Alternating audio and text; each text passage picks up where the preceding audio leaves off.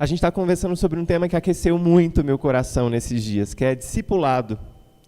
E na semana passada, a gente já começou nessa série de sermões, vendo que a palavra discipulado é uma palavra apenas, mas que tem dois significados. Eu acho que vai aparecer aí para vocês já. Discipulado pode significar seguir Jesus, mas discipulado pode significar também ajudar alguém a seguir Jesus. E na maioria das vezes, quando a gente fala de discipulado, a gente viu isso na semana passada, as pessoas entendem que discipulado é você ajudar alguém a seguir Jesus. Você pegar um livrinho, sentar com alguém, ensinar a Bíblia para essa pessoa, ensiná-la, ajudá-la a seguir Jesus. Mas discipulado pode ser isso também. Nesse mês de janeiro, a gente vai se concentrar sobre o primeiro significado, o significado que está ali na parte de cima. Seguir Jesus. Discipulado é imitar os passos de Jesus. É caminhar tão próximo dele que a gente vai se cobrir com a poeira que vem dos pés dele, enquanto ele caminha nessa terra e a gente imita Jesus nos seus passos. E na semana passada, o grande desafio que a gente teve ao ouvir o chamado de Jesus é o desafio que aparece aí na tela da gente sair desse círculo mais marginal, esse círculo que está nas bordas, e a gente ir adentrando cada vez para um relacionamento mais próximo com Jesus. A gente viu o texto do Evangelho que quando diz que Jesus chamou para estarem com ele aqueles 12 discípulos. Na multidão, a gente não tem uma identidade bem definida e a gente pode se esconder no meio da multidão e não ter um compromisso sério com Jesus. E como existe gente dentro das igrejas hoje em dia que gostam de viver nesse grupo maior, o grupo de interessados em Jesus, acham Jesus legal, acham os ensinamentos de Jesus ensinamentos legais, mas eles não querem se comprometer. A multidão não tem nome, então a multidão não tem compromisso. E como tem gente hoje em dia que não se compromete de verdade com Jesus e vive sendo sempre multidão. Só que dentro do grupo da multidão existe um grupo que se compromete um pouquinho mais, que é o grupo dos discípulos. Eles seguem Jesus, eles gostam muito de Jesus, eles assumem alguns compromissos com Jesus. E a gente pode viver uma vida inteira como discípulos sem estar em pecado por sermos esses discípulos num grupo um pouco mais distante. Só que existe um grupo que desfruta de um relacionamento muito especial com Jesus, que são aqueles que recostam a cabeça no peito de Jesus, como João fez na última ceia, e podem confiar, trocar segredos com Jesus. Existe um grupo mais íntimo, mais chegado a Jesus, esses que Jesus chamou para estarem com ele o tempo inteiro, que conseguem ter uma conexão permanente com esse Cristo. Uma conexão tão profunda, que quando as pessoas do mundo olham, e mesmo se a gente quiser fugir, como Pedro certa vez tentou fugir, as pessoas vão olhar e falar: você não é um dos discípulos daquele Galileu? Daquele Nazareno? Você não é um dos discípulos? E Pedro tentou negar por 3 vezes. Mas vez após vez as pessoas falaram: você fala que nem ele, você é parecido com ele. E aí, o desafio da semana passada é que a gente pode se ver num desses 3 grupos. Multidão, sem nome, sem compromisso, sem identidade. Num grupo de discípulos, até comprometidos com Jesus, mas sem muita profundidade no relacionamento com ele. Às vezes até caminha até certo ponto, mas não é radical no compromisso. E você pode estar no grupo dos 12. Aqueles que se comprometem radicalmente, que falam como Jesus, que se cobrem com a poeira dos pés de Jesus. Caminham tão perto, que no final do dia, a poeira que Jesus deixou do pé dele, cobriu a gente. Hoje eu quero convidar você para ler junto comigo o texto do Evangelho de Mateus, capítulo 19, um texto muito conhecido mesmo. Nós vamos ler a partir do versículo 16. Mateus, capítulo 19, a partir do versículo 16.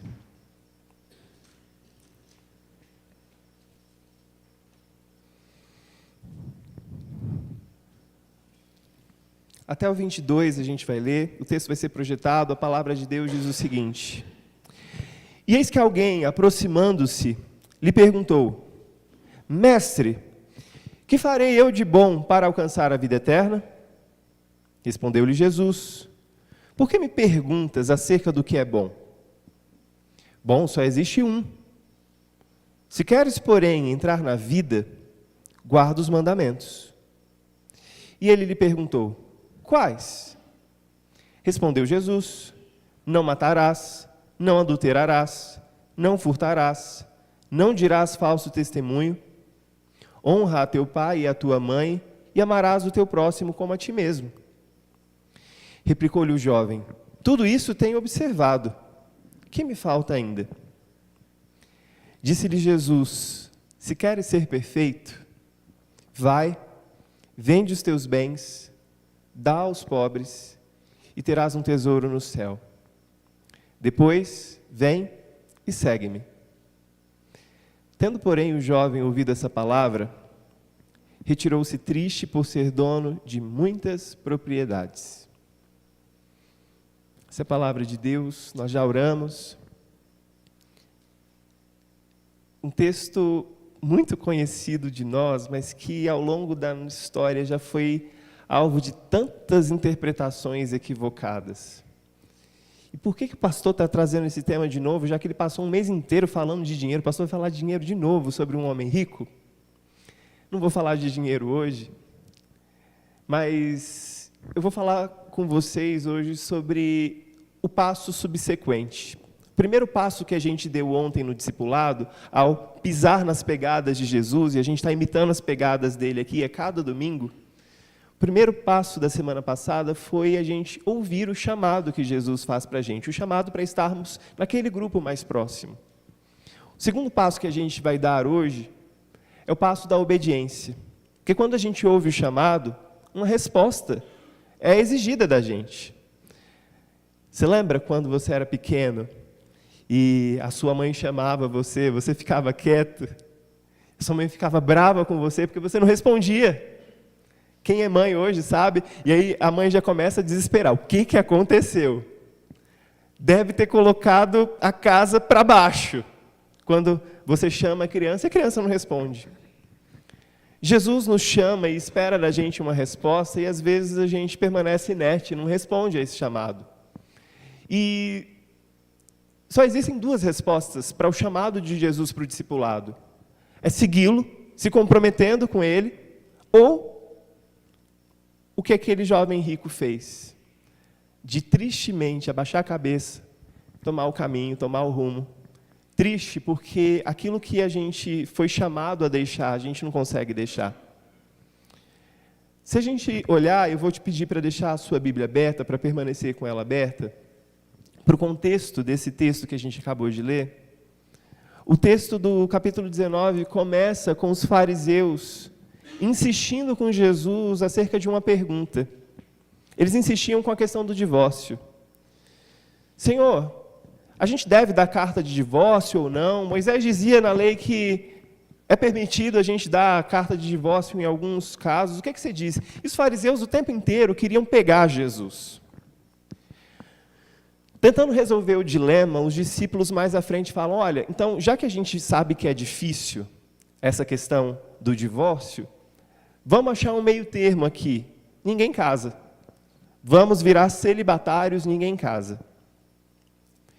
E logo depois acontece um outro caso que parece não ter conexão nenhuma com esses dois anteriores, que é o de algumas crianças aparecerem e quererem se aproximar de Jesus, e Jesus olha para aquelas crianças e diz: olha, não impeçam essas crianças, deixem que elas venham até mim, porque delas é o reino dos céus. E lembra que a dúvida desse homem que se aproximou de Jesus era: o que eu faço para ter a vida eterna? O que eu faço para conseguir esse reino vindouro?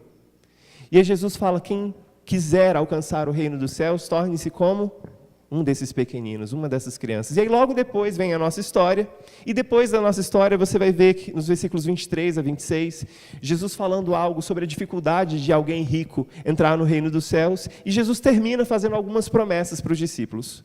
Pastor, por que você fez um panorama do capítulo 19 de Mateus? Porque o grande tema desse capítulo de Mateus é obediência. Os fariseus sabiam qual era a lei de Moisés, e eles chegam perto de Jesus para tentar ou arrumar um jeitinho de se divorciarem à torta e à direito das suas esposas, darem carta de divórcio para elas e falarem, não são mais minha responsabilidade. E Jesus sabia que a intenção do coração deles não era saber qual era a lei correta. Eles queriam poder entortar a lei para dar um jeitinho deles, para eles fazerem o que queriam. Os discípulos tentam achar um outro jeito que não é o jeito da obediência. A gente fica solteiro, então, a gente continua fazendo o que quiser solteiro. Ainda dá tempo, Natan. Mas aí a opção que os discípulos dão é ser celibatário, é nunca casar. A gente tenta dar o nosso jeitinho. E aí chega a história do jovem rico, desse homem rico, que é alguém que também queria dar um jeitinho de continuar se apegando e confiando. O tema de toda a liturgia hoje foi sobre a nossa confiança em Deus, né? E aquele homem rico, ele queria continuar confiando na riqueza dele. Assim como os fariseus queriam continuar confiando na capacidade deles de escolherem esposas e viverem trocando de esposas. Parecendo uma cantora que fez muito sucesso nos anos 80, que casou mais de 20 vezes, ou um outro cantor romântico, que também casou várias e várias vezes. E você sabe muito bem de quem eu estou falando. Sempre que a gente vem até Jesus, uma resposta de obediência é exigida de nós. E se eu pudesse resumir esse sermão, para acabar, a gente terminar o culto cantando e ir embora para casa hoje, era: você vai ficar distorcendo as palavras de Jesus e tentando achar pelo em ovo, ou você vai ter uma obediência muito simples e radical às palavras que Jesus faz? Você vai se apegar à sua própria sabedoria, à sua capacidade de escolher e reter aquilo que você quer reter? Ou você vai obedecer radicalmente ao chamado de Jesus? A pergunta dos fariseus tinha o intuito de testar Jesus. A possibilidade que os discípulos levantam não resolve a questão do divórcio. Jesus diz que o reino dos céus pertence aos pequeninos, sabe por quê? Porque ao contrário dos fariseus, ao contrário do jovem rico da história, uma criança sabe que manda quem pode e obedece quem tem juízo.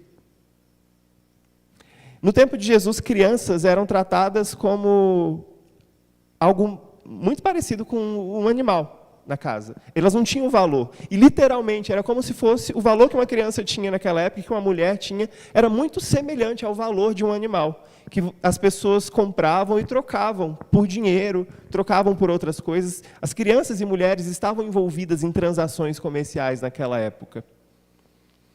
E quando Jesus olha para as crianças e fala: quem quiser herdar o reino de Deus precisa se tornar como uma criança, é reconhecer que é a parte mais frágil da sociedade, é reconhecer que existe alguém acima de mim que manda em mim e que eu devo apenas obedecer. Vocês que são pais sabem muito bem que existe aquela fase que os nossos filhos questionam muito as nossas ordens e que a gente não tem que ficar dando muita explicação para eles, a gente tem que apenas falar: obedeça. A gente até explica porque isso vai ser bom para você. Mas uma criança muito pequena, ela não tem condições de fazer escolhas por si mesma, e o pai precisa dizer: você vai fazer isso e tem que fazer isso agora. Você tem que ir para a escola hoje, mesmo que você não queira ir. Você tem que fazer o dever de casa, mesmo que você não queira fazer.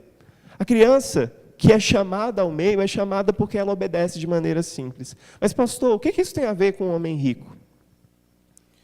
Primeiro, eu quero fazer você se enxergar no lugar desse homem rico. Olha o que o versículo 16 diz para a gente.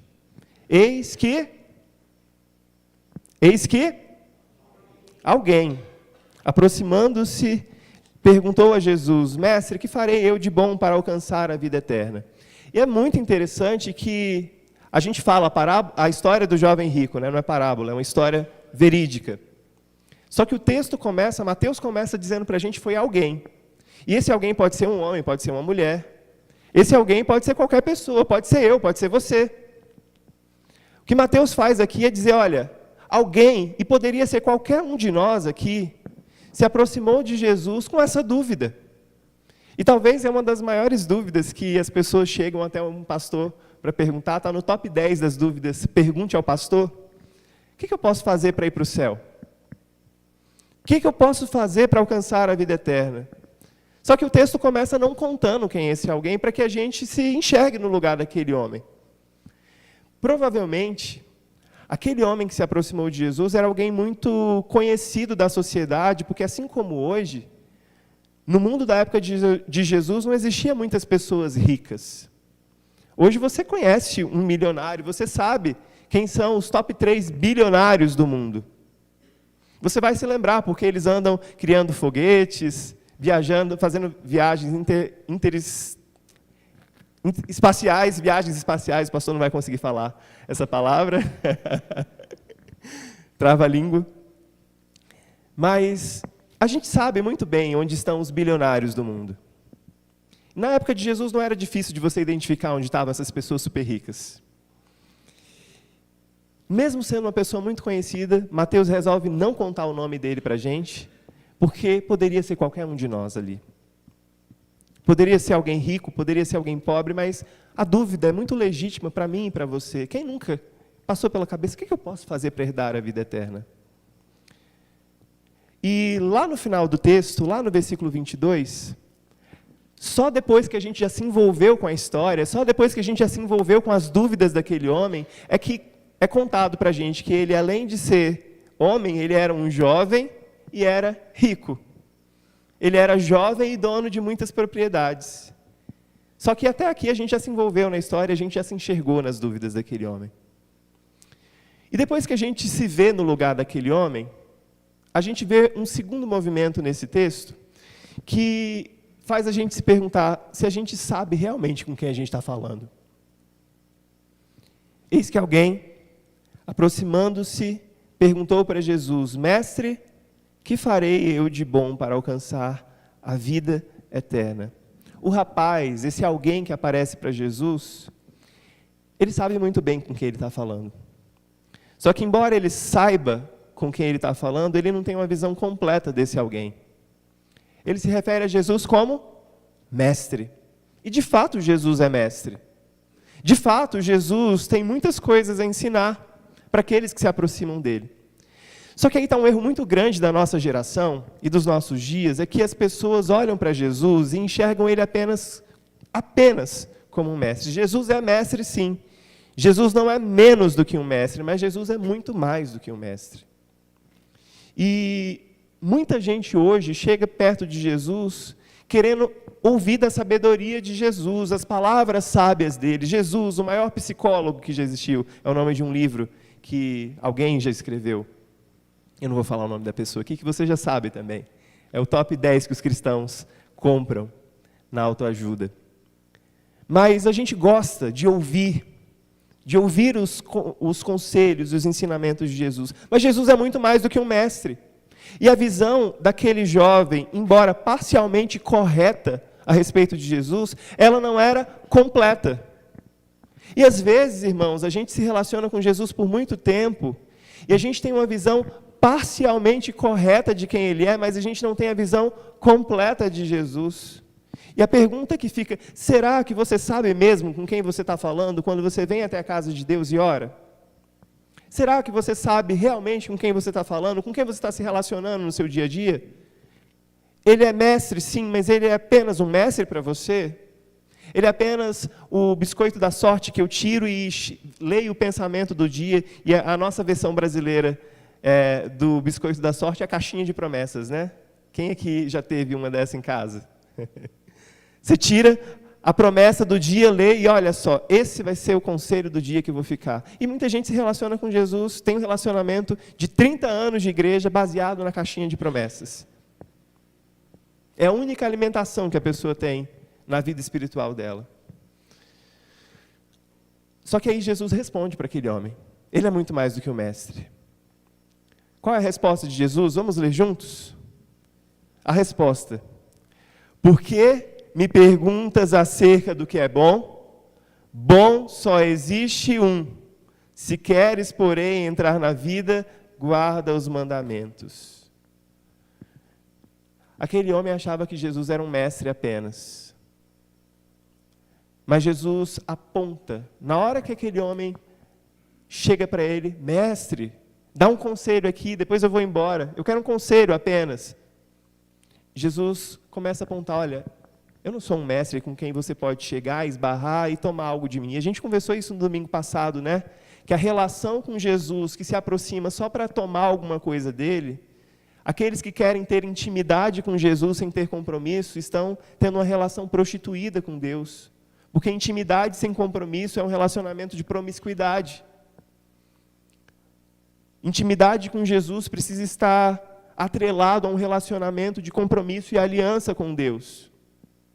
E aqui, Jesus chama aquele homem à realidade e diz, olha, bom só existe um.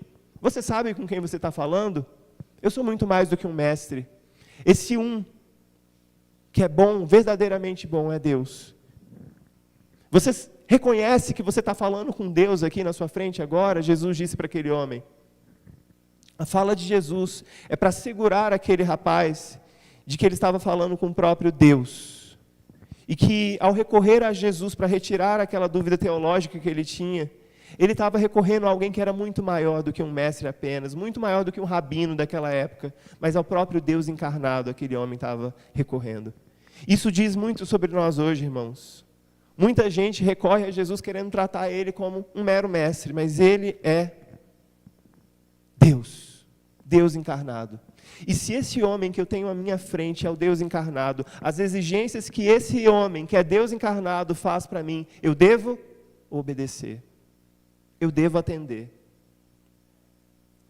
Um mestre dá um conselho para a gente segue o conselho se a gente quiser ou não. Mas uma vez que a gente sabe com quem a gente está falando, Deus, você obedece, porque manda quem pode, obedece quem tem juízo.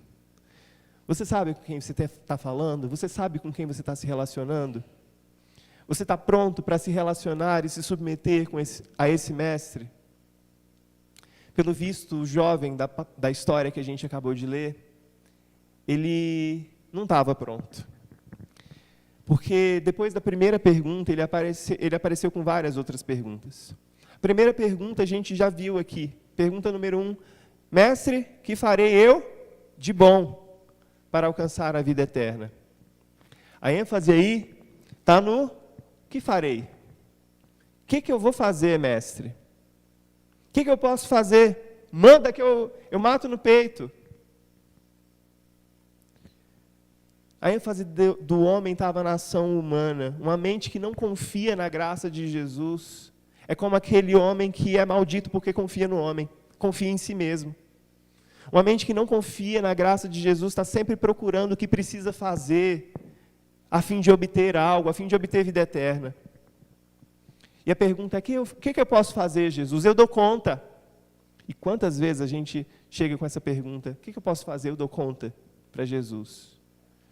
Só que ao contrário da mente que não confia em Jesus, a mente que confia na graça de Jesus, é aquela que olha para o que Jesus fez e fala, Senhor, eu não dou conta, mas o que eu posso fazer para retribuir?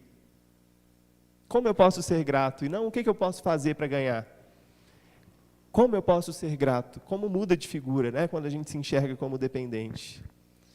A primeira pergunta que cria obstáculo para a obediência daquele homem é o que eu posso fazer? Só que ele sabia o que ele precisava fazer. E a segunda pergunta é justamente em torno do que aquele homem sabia que precisava fazer. A segunda pergunta é, quais? Porque a resposta de Jesus foi, para você herdar a vida eterna, obedeça aos mandamentos. E o homem pergunta, quais? Eu disse para vocês na semana passada que todo menino judeu, até os 12 anos de idade, ele tinha que decorar Gênesis, Êxodo, Levítico, Números, Deuteronômio, até Deuteronômio, o Pentateuco. Até hoje, os meninos judeus no Bar Mitzvah, é uma festa dos judeus em que os meninos recitam os livros da lei, os 5 livros da lei. É tomada como dever de casa para todo menino judeu aos 12 anos. Fica a dica para quem está com os filhos pequenos. Eu sei que o Felipe ensina as meninas. Olha só, Felipe, ensinar as meninas a decorar o Pentateuco. É uma tarefa para uma vida, né? Mas aquele homem, ele tinha decorado quando era menino os mandamentos. E ele pergunta para Jesus, quais mandamentos eu devo obedecer? Jesus olhou para aquele homem e falou, você só pode estar brincando. Não, Jesus respondeu mesmo assim. É interessante que Jesus relata 6 mandamentos, que são os 6 últimos mandamentos da Torá, exceto o de guardar o sábado e cobiçar, porque Jesus, ele transforma no amar guardar o sábado está nos primeiros 4. É o de não cobiçar, que Jesus troca por ame ao seu próximo como a ti mesmo, que é o último que Jesus cita. Jesus cita os 6 últimos mandamentos, mas os 4 primeiros Jesus não cita. Amar a Deus sobre todas as coisas, não fazer ídolos. A Sofia e a Isabela iam dar uma surra no pastor aqui, que está ruim da memória. Guardar o sábado e não dizer o nome do Senhor em vão. O pastor lembrou. Jesus não fala sobre os 4 primeiros mandamentos, porque os 4 primeiros mandamentos dizem respeito à nossa relação com Deus e os outros 6 dizem respeito à nossa relação com o nosso próximo. Jesus cita apenas os 6 últimos mandamentos que dizem respeito à relação daquele homem com o seu próximo. Ele dava conta, ele cumpria os mandamentos em relação ao próximo, porque é fácil não matar. Às vezes é difícil a gente tentar se segurar para não matar alguém, mas é fácil não matar. Você chegou até aqui sem matar alguém, pelo menos eu acho que ninguém aqui foi autuado alguma vez na vida por matar alguém. Se você chegou aqui, é relativamente fácil não matar ninguém. Às vezes dá vontade, mas a gente não fez isso até hoje. É fácil, relativamente fácil, se você teve uma boa educação, pais que te ensinaram, não roubar, não mentir. Aí já fica um pouco mais difícil, né? Mas é muito difícil a gente seguir a radicalidade dos mandamentos que dizem respeito a Deus, porque quando o negócio se trata de Deus, a exigência é muito maior.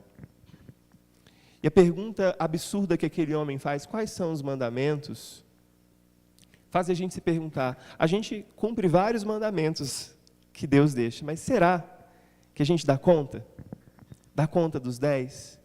A segunda pergunta é quais? Mas existe uma terceira pergunta que é, Senhor, eu tenho observado a todos esses mandamentos, todos esses 6. O que falta ainda? Jesus poderia responder, os outros 4. Mas não. A terceira pergunta dele, o que me falta ainda? A gente vai ver a resposta de Jesus daqui a pouco, mas eu queria que você olhasse muito bem para essas 3 perguntas. O que farei? Quais mandamentos? O que me falta ainda? Irmãos, é engraçado porque todas as vezes que a gente fica fazendo pergunta demais, todas as vezes que a gente questiona demais alguma coisa, é porque a gente não quer fazer algo. E aqui eu quero deixar um alerta para vocês, muito cuidado. Muito cuidado, porque, no próximo slide, perguntas demais podem ser desculpas que a gente cria para não obedecer à radicalidade da palavra de Jesus. Assim como os fariseus que sabiam que o divórcio por qualquer coisa não era a coisa certa. Assim como os discípulos que sabiam que não casar não era a solução para o problema do divórcio. O jovem rico sabia o que era necessário ele obedecer a Deus, sendo generoso com aquilo que ele tinha. Ele era muito apegado às suas riquezas. E ele precisava abrir mão daquilo que dominava o coração dele para poder obedecer ao chamado de Jesus. Só que, em vez de obedecer simplesmente a Jesus, aquele homem resolveu fazer perguntas. Eu não sei se seus filhos são assim, mas criança, quando ela não está querendo fazer alguma coisa, ela começa a perguntar demais, né? Começa a perguntar demais, tentar trocar o assunto. É exatamente o que o jovem está tentando fazer aqui. Cuidado, que perguntas demais. Não que seja errado a gente perguntar e ter consciência do que a gente faz, mas quando a gente se vê diante do desafio do discipulado, do vem, segue-me, deixa tudo que você tem para trás e me segue. E se a gente começa a perguntar demais, isso pode ser um sinal de que a gente está tentando desconversar, trocar de assunto e criar obstáculos para a obediência simples a Jesus. Versículo 21. Qual é a obediência que Jesus exige daquele homem? Vamos ler a resposta de Jesus? Se queres ser perfeito, vai, vende os teus bens, dá aos pobres e terás um tesouro no céu. Depois vem e segue-me. Pastor, então eu tenho que vender tudo que eu tenho e dar para a igreja e seguir Jesus? É interessante que essa foi a única vez no Novo Testamento que Jesus pede a alguém isso. Jesus não pediu para outras pessoas que vendessem tudo que tinham e seguissem Jesus. Por que Jesus perguntou para aquele homem? Porque o que impedia ele de seguir Jesus eram as riquezas dele. Talvez, se você chegasse com um monte de pergunta tentando despistar Jesus hoje, o que Jesus fala é: vai, larga esse apego idólatra que você tem à sua família e segue-me. Talvez a resposta de Jesus para você hoje é: vai, larga o apego idólatra, a posição que você conquistou no seu trabalho e segue-me. O chamado de Jesus à obediência para mim e para você é um chamado radical.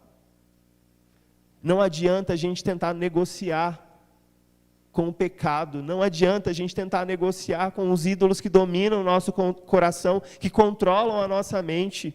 E o chamado de Jesus para aquele homem é: corta o mal pela raiz. Corta o mal pela raiz. E o seu mal, jovem, rico, são as suas riquezas. Quando Jesus está passando pela Galileia no começo do seu ministério, ele olha para Pedro, olha para André, sem muitas palavras, Jesus olha para eles e diz apenas: sigam-me. E os dois imediatamente largam as redes e seguem Jesus. Não existe questionamento. A obediência que eles ofereceram para Jesus foi uma obediência simples, porque o chamado de Jesus para mim e para você é um chamado simples. O que impedia André e Pedro de seguir Jesus eram as redes. Eles estavam arraigados na história familiar, nos negócios familiares deles. E o que eles precisavam era deixar as redes de lado para seguir Jesus, e eles fizeram isso. O jovem rico estava pegado às riquezas, ele não conseguia fazer. Ao que você está pegado hoje? Ao que você está pegada hoje? O que é que faz 20, 30 anos que está segurando você? Vocês, jovens, que sonham em um dia se casar, o que vocês estão apegados? A que sonhos, a que ideais de marido, de esposa vocês estão apegados? A ponto de não conseguirem seguir Jesus porque vocês idealizam o casamento perfeito e colocam o casamento perfeito no lugar de Jesus, no trono do seu coração. A sua carreira acadêmica, o sucesso profissional. Jesus nos chama a uma obediência simples.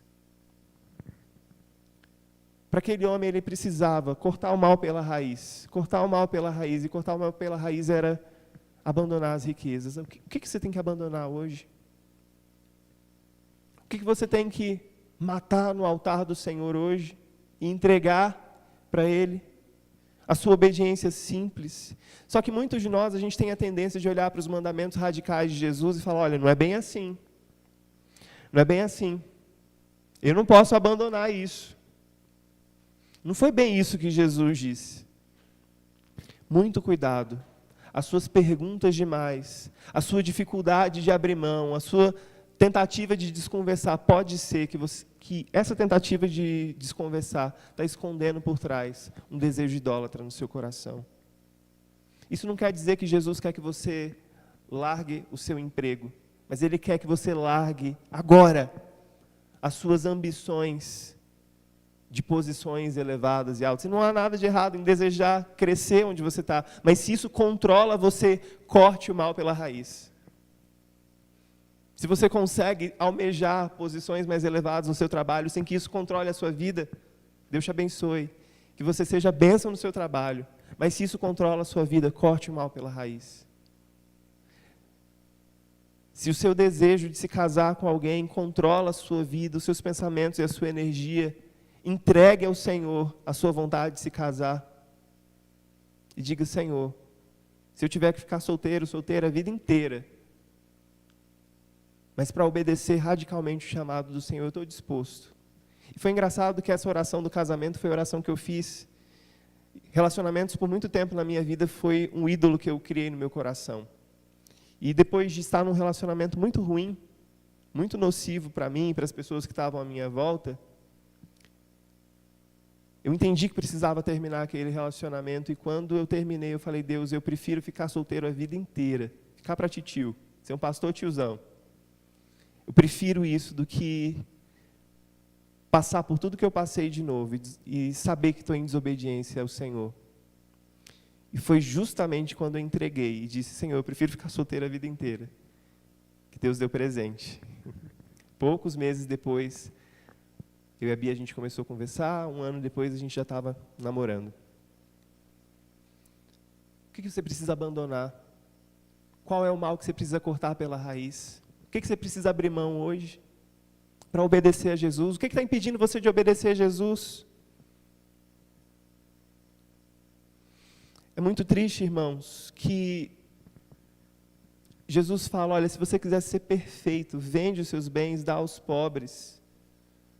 Dá aos pobres, vem e segue-me. E qual é a resposta daquele homem? Aquele triste sai. Talvez você saia triste daqui hoje porque você não consegue abandonar o que está controlando você. Mas é muito interessante que quando a gente chega a Jesus falando, o que eu posso fazer de bom, Jesus? A resposta de Jesus para nós quebra as nossas pernas, porque Jesus fala, você nunca vai conseguir fazer nada de bom, sabe por quê? Bom só existe um que é Deus. E esse um que é Deus, que é bom, esse um que sou eu, Jesus, que estou à sua frente, exige de você um compromisso radical comigo. E para esse compromisso radical, você sacrifica você mesmo. E recebe de mim toda a graça, porque eu que sou bom, entrego a você da minha própria vida, entrego a você da minha própria justiça, para que você desfrute da bondade que vem a partir da minha justiça. Irmãos, o movimento que eu e você precisamos fazer ao ser desafiados pela palavra de Deus é o mesmo, entender o que domina a gente, abrir mão e entender que somente na cruz de Cristo, somente com os nossos desejos crucificados na cruz de Cristo, nós poderemos desfrutar da vida. Existe um quadro muito bonito na Galeria Nacional de Londres, que é do Eugène Delacroix, que é Cristo na cruz. Eu não sei quanto está nítido para todos vocês, mas você percebe que o rosto de Jesus está muito escuro aí, você não consegue enxergar. Aqui, na minha tela, eu consigo enxergar, mas ainda está muito apagado. Qual é a parte que está em destaque nessa tela? Você consegue ver um lado rasgado, sangrando. Irmãos, o Cristo que é bom, Ele dá a si mesmo, Ele dá do seu próprio sangue. E embora as trevas o envolvessem na cruz, a ponto de nesse quadro, nessa representação, o rosto dele não ficar aparente, quando a gente olha para o crucificado que foi traspassado por nós podemos nos lembrar da bondade que nos alcançou, da bondade que da cruz flui como um rio sobre nós, e que nos lembra que não conseguimos ser bons por nós mesmos, mas o Deus que é bom, o Deus que é eternamente bom, se faz maldição por nós na cruz do Calvário, para que nós possamos herdar. A pergunta do jovem não é essa? O que eu posso fazer de bom para herdar a vida eterna? A morte de Cristo na cruz nos fez herdeiros de Deus, e com Cristo nós co-herdamos as promessas de Deus. Ao olharmos para a cruz, a gente pode ver que toda a rica promessa da qual Jesus era alvo, é a promessa da qual nós também nos tornamos alvo, porque nós herdamos as promessas que Cristo tinha com o Pai. A herança que temos na vida eterna daquele que, sendo rico, se fez pobre por nós. Daquele que se esvaziou de toda a sua glória, de toda a sua riqueza. Daquele que, ao contrário do jovem rico, abriu mão da sua riqueza para se fazer humilde, pobre servo, para que eu e você desfrutássemos da vida que há nele, para que, por meio da pobreza de Jesus, eu e você nos tornássemos ricos. Diante disso, qual é a sua resposta? Qual é a sua resposta? E esse texto deixa em suspenso a resposta para a gente. A do jovem rico foi que, ouvindo essa palavra, ele se retirou triste, por ser dono de muitas propriedades. Do que você é dono? Você é herdeiro do quê? Talvez seus pais terrenos não tenham deixado uma fazenda com muitas cabeças de gado para você, muitos terrenos ou casas de aluguel na cidade. Talvez seus pais não deixaram muita coisa além de dívidas para você. Mas ao que você tem que ser apegado hoje? O que impede você de dar o passo da obediência simples a Jesus? Você vai ter fé suficiente ao sair daqui hoje para abandonar o seu pecado, para abandonar as idolatrias que controlam o seu coração, para abandonar aquilo que te afasta de Jesus? Ou você vai seguir a sua vida triste como aquele homem, por não conseguir abandonar os seus ídolos? Na cruz, Jesus salvou a gente do pecado e nos chamou à fé no chamado dele. E hoje Jesus está chamando você a abandonar algo que você sabe que precisa abandonar. Eu sei o que eu preciso abandonar. Eu sei qual é o mal que eu preciso cortar pela raiz. O que você precisa cortar pela raiz hoje? O chamado de Jesus requer de você essa obediência tão radical, mas ao mesmo tempo uma obediência tão simples. Não tem como florear o chamado. Vende tudo que você tem. Você quer o reino dos céus? O próprio Mateus conta para a gente uma parábola de um homem que achou um tesouro num campo. E ao achar esse tesouro no campo, ele sabia do valor inestimável daquele tesouro. E aquele homem foi para casa, conversou com a esposa, vendeu tudo que tinha, não contou para mais ninguém. Ele vendeu a casa dele, vendeu o que era mais precioso para ele, porque ele sabia que o tesouro que ele havia encontrado era muito maior. Ao olhar para o tesouro que Jesus estava oferecendo, aquele homem rico não achou o tesouro do Evangelho maior do que o tesouro que ele havia recebido como herança. Qual é a sua atitude hoje? É a atitude do homem rico que sai triste desse templo hoje, ou é a atitude do homem que achou um tesouro de raro valor, que vende tudo que possui para possuir o reino dos céus? Sim, a nossa salvação é por graça, mas o próprio Jesus diz em Mateus que o reino dos céus é tomado por esforços. No final do capítulo, Jesus nos lembra disso. O reino dos céus é tomado por esforços. O que você precisa abandonar hoje? Sem questionar, André e Pedro largaram as redes. Sem questionar, aquele homem que achou o tesouro vendeu tudo que tinha. Que no nome de Jesus, a gente receba do Senhor fé para sair do lugar que a gente está e responder ao chamado. Para você ir para casa com uma pulga atrás da orelha, eu espero que essa pulga atrás da orelha se torne um elefante que incomoda você, que incomoda muito você. Para você refletir e praticar durante essa semana, quais os ídolos no seu coração você precisa abandonar radicalmente? Primeira pergunta. Segunda pergunta, você é alguém que costuma obedecer prontamente às demandas de Jesus no discipulado, ou você fica fazendo perguntas e criando obstáculos para a obediência? Qual resposta você vai dar para os desafios de Jesus hoje? Sua resposta vai ser: sim, Senhor, eu largo tudo, deixo tudo por tua causa. Senhor, eu quero essa pérola de grande valor. Senhor, eu quero esse tesouro inestimável. Eu largo tudo, pais, amigos, deixo tudo para trás, não volto atrás. Ou você vai sair triste porque não conseguir abandonar o que você se apega tanto, o ouro de tolo. Olhe para a cruz. Olhe para o crucificado que te tornou herdeiro nele. Olhe para a riqueza da graça que há em Cristo. Apaixone-se por essa riqueza da graça. Apaixone-se pela herança que te espera no céu. Apaixone-se e lembre-se do bom mestre. Lembre-se do que ele fez por você. Não questione, apenas siga, apenas obedeça.